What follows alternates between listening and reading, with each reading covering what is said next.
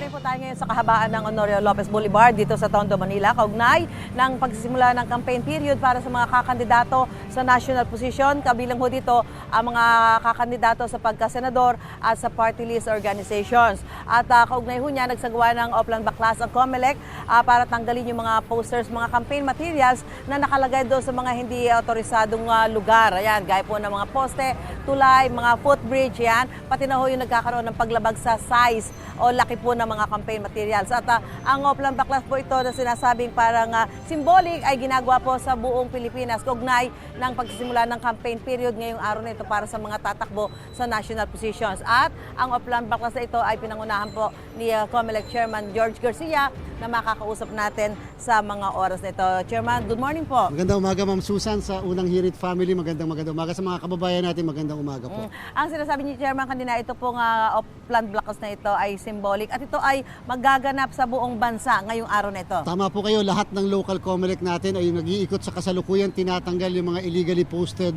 materials, tinitingnan saan ba sila nakalagay. Lalo na kapag public places, sa mga poste ng kuryente, kawad ng kuryente, talaga naman pinapako pa yung iba sa mga puno. Ayan, tinatanggal natin lahat. Pero gusto lang natin sabihin, Ma'am Susan, na yung pong private properties, hindi po namin pwedeng tanggalin yon sapagkat sabi ng Korte Suprema, dapat igalang natin yung karapatan ng mismo may-ari ng property.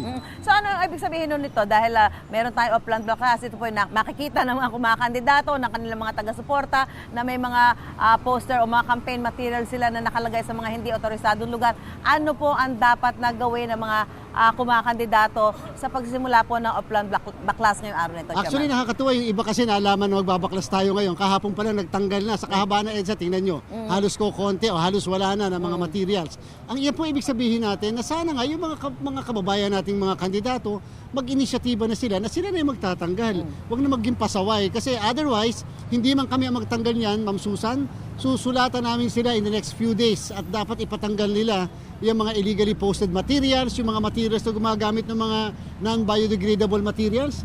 Dapat tanggalin nila yan within a period of 3 days. Otherwise, kakaharapin nila kasong kriminal at disqualification. Chairman, hindi naman ito yung unang pagkakataon na talaga nakikita natin na may mga lumalabag sa paglalagay ng mga campaign materials doon sa mga hindi otorisado, hindi designated poster areas. Pero ano ba ang magiging pagbabago ngayon? May makikita ba tayong pagbabago ngayon sa mga magmamatigas pa rin na maglagay ng mga campaign materials doon sa mga hindi otorisadong lugar? Alam mo, Ma'am Susan, kinakailangan kasi ipakita natin sa sambayanan na desidido ang COMELEC at talagang kakasuhan natin o ipapadisqualify mga kandidato. Nung sinabi namin dati na kapag gumamit ka ng state resources o pondo ng bayan, i-disqualify ka namin, di-disqualify namin. In-affirm kami ng Supreme Court sa napakadaming kaso na. Ganyan din po ang gagawin natin dito sa mga campaign materials. Kasi una, pinoprotektahan natin ang environment. Number two, napakadali naman sumunod at tumalima sa patakaran ng COMELEC. Bakit hindi naman magawa ng lahat? Yun pong ibig natin sabihin. At bakit merong mga tumutupad at sumusunod sa ating patakaran.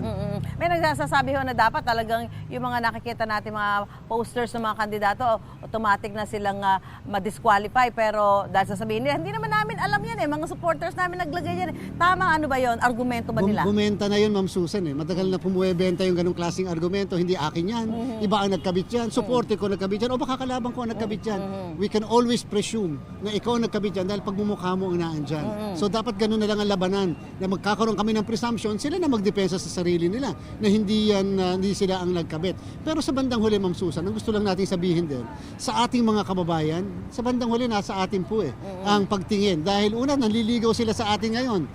Sabi nila, mahal nila tayo, nanliligaw. O di tingnan natin ngayon, tumatalima ba yung mga yan? Sumusunod ba ang mga yan? Ito ang tamang panahon upang tingnan natin ang karakter at ugali ng mga kandidatong gustong kumuha ng ating boto. So again, kung sakaling may makikita pa rin tayo na talagang nakakabit dyan at hindi tinanggal, kung sila man na nagkabit niyan o mga supporters nila, susulatan sila and in 3 days, ano mangyayari? Pagka po hindi nila tinanggal, papailan namin sila ng disqualification at election offense. 1 to 6 years imprisonment po yan. Yung mga kababayan natin may gustong i-report na talagang pagkadami-dami materials o campaign materials sa inyo na sa inyong palagay, mali. Public places kasi, poste, kawad, puno or whatever, maganda po meron kami sa website namin na numero, maipadala sa amin, kami na magpapapunta ng mga tauhan kaagad namin. Action dapat po kaagad. Hindi yung ang tao nagre-report, pero wala namang kilos mula sa COMELEC. So yun yung pwedeng kunan ng video or photo, sabihin yung lugar at pati ho yung mukha ng kandidato na nakalagay doon. Opo, naku, in the next few days, ilalatag po natin yung mga numero kung saan ang mga kababayan natin pwedeng dumulog. At asahan nyo po yung mga violators, pagka hindi sumunod, meron po kami tinatawag na show cause order. I-issuehan kagad namin sila ng show cause order upang karampatan man lang, makasuhan na kaagad natin. Hindi na baling sobrang dami ng kaso. Ang importante, makapagpatinulang tayo dito sa kampanya na ito. Apo. Again, Chairman, mensahe ho natin sa mga kakandidato. Simula ngayong araw nito, magsisimula na yung kanilang campaign period at maging sa publiko. Sana po muna doon sa mga local candidates na maaaring hindi pa po kayo involved dito, hindi pa po campaign period sa kanila, ang dami na po nagkalat ng mga local candidates. So sana iwasan nyo na po, tatanggalin din po naman namin yan. Sayang lang yung pagkakabit nyo. Sa national candidates, kita nyo naman po yung ating dedikasyon na ipatupad ang ating pong patakaran at batas. Sana po kayo na po mag-inisyatiba at sana yung mga taga-Oplan kabit nila, mabigyan nila ng training at lesson, lecture, para alam kung paano ikakabit, saan ikakabit. Kung makagamit naman kasi non-biodegradable materials pa, yung makakasira sa kalikasan, tapos yung mga kawad na ginagamit talagang makakasira sa poste, makakasakit pa sa mga nagtatanggal. Okay, maraming salamat at alam kong busy-busy pa. Si COMELEC Chairman George Garcia, sir. Thank you so much. Magandang umaga at good luck po sa atin. Thank you so much po. Mula po dito sa kabaan ng Honorio Lopez Boulevard at ito po yung magpapatuloy po ang Oplan Baklas ng COMELEC sa pangunguna po ni COMELEC Chairman George Garcia. Back to studio po tayo. Gusto mo bang mauna sa mga balita? Mag-subscribe na sa GMA Integrated News sa YouTube at tumutok sa unang balita.